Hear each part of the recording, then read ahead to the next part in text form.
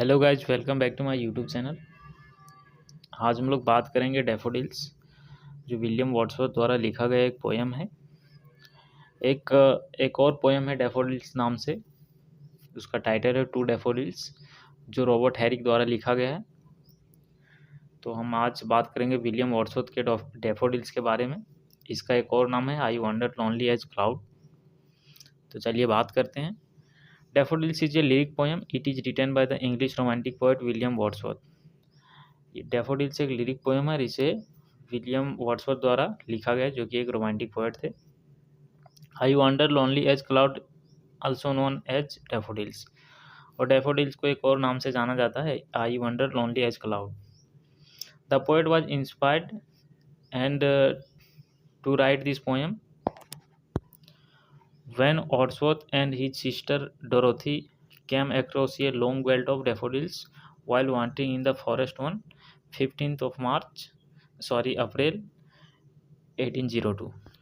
जो पोएट है William Wordsworth, वो इंस्पायर हुए इस पोएम को लिखने के लिए जब वो यानी कि वर्ड्सवर्थ और उसकी सिस्टर डोरोथी जब जंगल में घूम रहे थे, तो उन्हें डैफोडिल्स का लॉन्ग बेल्ट मिला। लॉन्ग बेल्ट मतलब एक कतार में, मतलब जहाँ तक नज़र जाए वहाँ तक डैफोडिल्स केवल दिखाई दे रहा था, डैफोडिल्स फूल। और ये लोग घूम कब रहे थे? 15 अप्रैल 1802 ईस्वी को। It was written between 1804 and 1807, और इसे लिखा गया था 1804 ईस्वी से 1807 ईस्वी के बीच में। एंड वाज पब्लिश्ड इन 1807, और इसे 1807 में पब्लिश किया गया था इन द कलेक्शन, एक कलेक्शन में किया गया था, पोएट्री कलेक्शन था, उसका नाम था poem in 2 volume. William Wordsworth was one of the most popular poet of romantic age. William Wordsworth जो थे रोमांटिक एज के one of the most popular poet थे। ही वाज बोर्न इन 7 अप्रैल 1770, और इसका जन्म 7 अप्रैल 1770 को होता है।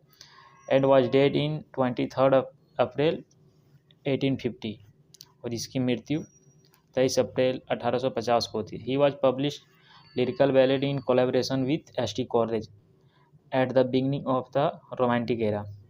और रोमांटिक जो एज था, रोमांटिक एरा जो था, उसकी शुरुआत 1798 में होती है, आपको पता ही है। तो विलियम वर्ड्सवर्थ और एस.टी. कॉलेज ने कोलैबोरेशन में लिरिकल बैलेड को पब्लिश किया था। He was the second child of his parents 5 children, और ये अपने माता पिता के 5 बच्चों में से दूसरा बच्चा था। His sister name was Dorothy Wordsworth, और इसकी सिस्टर का नाम डोरोथी वर्ड्सवर्थ है, जो कि मैंने पोएम में पहले भी बताया इंट्रोडक्शन में। His father was often out of the house for business work, और इसके जो पिता है वो अक्सर बिजनेस वर्क के कारण घर से बाहर ही रहते थे। So his mother taught him in early age, इसलिए इसकी माँ ने इसको मतलब अर्ली एज में पढ़ाया। हिज मदर वाज डेड इन 1778, और इसकी माँ की मृत्यु 1778 में हो गया था। And his father was dead in 1783, और इसके पिता की मृत्यु 1883 ईस्वी में हो गई थी। William Wordsworth started his literary career in 1787। William Wordsworth ने अपना जो साहित्यिक जीवन है उसका शुरुआत किया था 1787 में। ही पब्लिश्ड ये work at the European magazine, इसने एक वर्क पब्लिश किया था यूरोपियन मैगजीन में। And he published his first collection of poem in 1793, N evening walk and descriptive sketches. और विलियम वर्ड्सवर्थ ने अपना जो फर्स्ट पोएट्री कलेक्शन जो था, पोएम का जो कलेक्शन था, वो 1793 में पब्लिश किया था, जिसका नाम था an evening walk and descriptive sketches. In 1795 और 1795 में ही met S T. Coleridge and become a good friend and publish lyrical ballad in collaboration.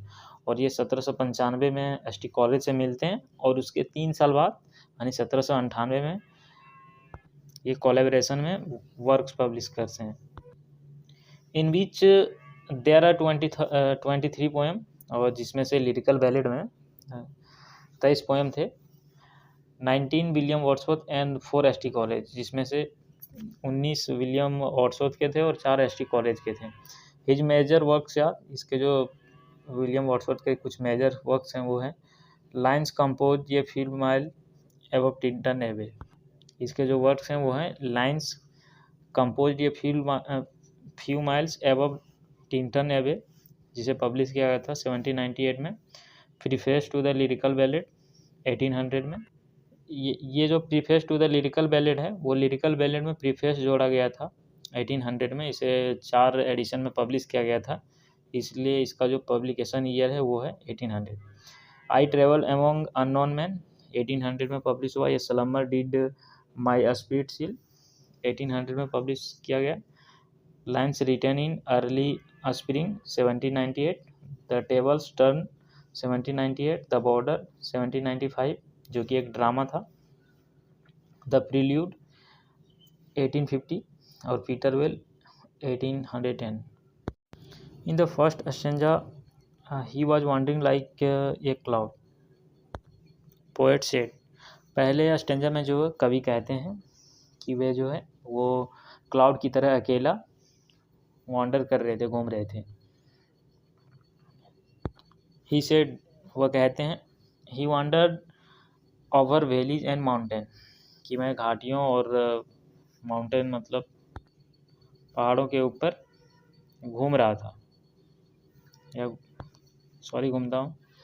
When the poet were wandering over the high valley, जब कवि मतलब घूम रहे थे ऊंचे वैली के ऊपर, दे saw A group of flower which was the golden daffodils flower, तो इसने एक ग्रुप देखा फ्लावर का जो कि था गोल्डन डेफोडिल्स का।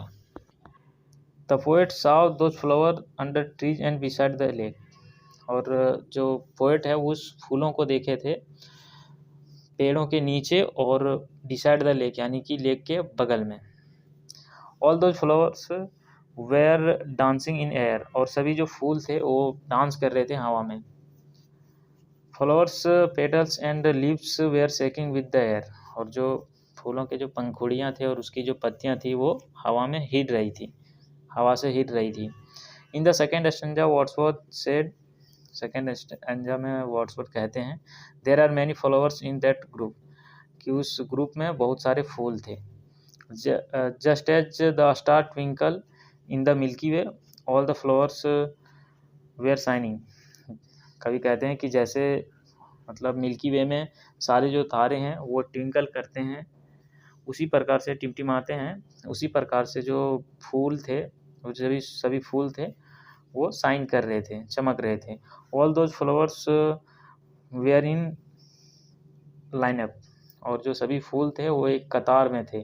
एंड इट सीम्स दैट, और ऐसा लग रहा था, ऐसा प्रतीत हो रहा था, that the flowers were never over, कि जो फूल है वो कभी खत्म ही नहीं हो रहे।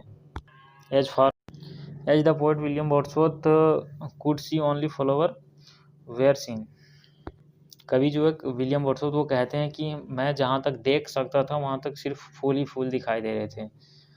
The flowers seems to be aspiring to be इंटरवे, और कवि कहते हैं कि जो सभी फूल थे वो पूरे खाड़ी में फैले हुए थे, यानी कि पूरे खाड़ी में फूल थे। In the next line the poet said, अगले लाइन में जो है कवि कहते हैं, that he saw about 10,000 flowers at one glance, कवि कहते हैं कि मैं एक नज़र में लगभग 10,000 फूलों को देख लिया था। And all those flowers were shaking their head and dancing in pleasure, और जो सभी फूल थे वो अपने हेड को हिला रहे थे और डांस कर रहे थे खुशी में। In the third stanza the poet said, तीसरे स्टेंजा में जो पोएट है वो कहते हैं, lake water waves where also dancing with flowers, कि जो वहाँ की जो झील का जो पानी था वो डांस कर रहा था फूलों के साथ में। But the way daffodils were dancing in pleasure he left behind waves, और जिस प्रकार डैफोडिल्स डांस कर रहा था उसने जो वाटर का वेव्स था जो झील के पानी का जो तरंग था उसको भी पीछे छोड़ दिया था। मीन्स ही डिफेटेड वेव्स, इसका मतलब उसने वेव्स को हरा दिया था। The poet could only be happy to see such condition. आगे कवि कहते हैं कि मैं तो उस कंडीशन को देख के सिर्फ खुश ही हो सकता था। The poet was getting very happy to see flowers and waves dancing together. कवि कहते हैं आगे कि वह बहुत खुश हो रहे थे, जो फूल थे और जो वेव्स थे वो एक साथ डांस कर रहे थे। द पोएट सेड, कवि कहते हैं, that he kept looking at them and did not get the time to think. कवि कहते हैं कि मैं तो सिर्फ उसे देखा ही जा रहा था और मुझे सोचने का ज़रा सा भी टाइम नहीं मिला। And the effect of those flowers is laying on the poet. और जो इफेक्ट था उसका, पॉजिटिव इफेक्ट था फ्लावर्स का, वो पोएट के ऊपर पड़ता है। इन द फोर्थ स्टेंजा, और जो कि लास्ट स्टेंजा है, चौथे स्टेंजा में, the poet is in his house, जो कवि हैं वो अपने घर में, William Wordsworth, and he said, और वह कहते हैं, he is often sitting in my coach, कि मैं, सॉरी हिज कोच है, कि मैं अक्सर अपने घर में कोच के ऊपर यानी सोफे के ऊपर बैठता हूँ। Till then he does not think anything, तब तक उसे कोई चीज़, मतलब उसके थिंकिंग में कोई चीज़ आती ही नहीं है। When the poet close his eyes, जब पोएट अपना आँख को बंद करता है, ही स्टार्ट्स थिंकिंग डैफोडिल्स, तो वह डैफोडिल्स को याद करने लगता है, उसके बारे में सोचने लगता है। But it is possible when he is alone, but ऐसा तभी संभव हो पाता है जब ये घर में अपना अकेला होता है। द पोएट सेड, कवि कहते हैं, that his heart was filled with Joy, कवि कहते हैं कि उसका जो हृदय है खुशी से भर गया। And his heart started dancing with those flowers, और उसका जो दिल है वो डैफोडिल्स के जो फ्लावर्स थे उसके साथ डांस कर रहा है।